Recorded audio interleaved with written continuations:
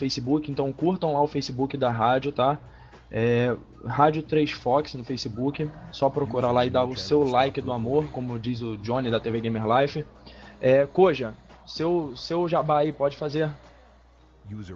Não, cara, já tô feliz com o Carlão roncando só. Galera, curtam Koja no WoW. Nossa, velho. Jesus. Curtam Koja no WoW, galera. Os guias Gente, de profissões e todas as bagaças do WoW lá, conquistas e tudo mais. Rapaziada, vamos encerrando por aqui. Eu não vou mandar os meus salves hoje, não vou mandar a minha consideração final também. Um salve pra galera dos Guerreiros da Luz do Taubará. E é isso aí, galera. Um abração pra vocês, tenham uma boa semana, fiquem com Deus e até logo. É isso aí, velho. Java, mete pau nele, velho. Gente do céu. Já. Gente, eu vou colocar isso no YouTube. Juro por Deus, eu vou colocar no YouTube. Sabe aquele cara que teve uns caras que estavam raidando, que aconteceu isso, o cara começou a roncar, meu. Ganhou muita visualização. Amanhã eu vou fazer o vídeo e vou gravar.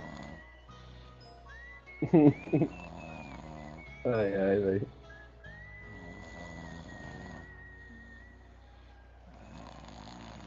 Nossa, velho. Ó, alguém acorda, o cara tem apneia, vai morrer engasgado. Ai. Ah, desgrama, Carla. Olha isso, jovem. Será que o Java já derrubou? Acho que não. Java, conecta lá, velho. Vai ter como é que tá a rádio. Cara, olha isso, velho.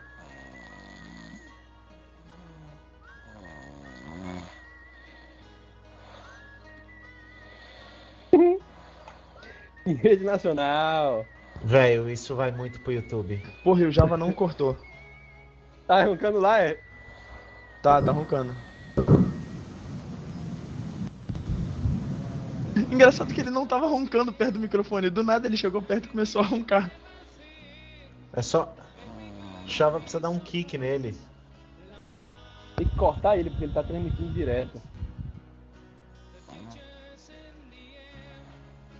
Ó, o Koja tá falando lá do cara raidando. Tá saindo aqui pra mim agora.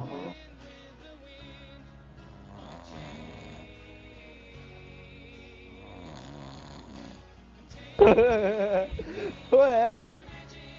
Caralho.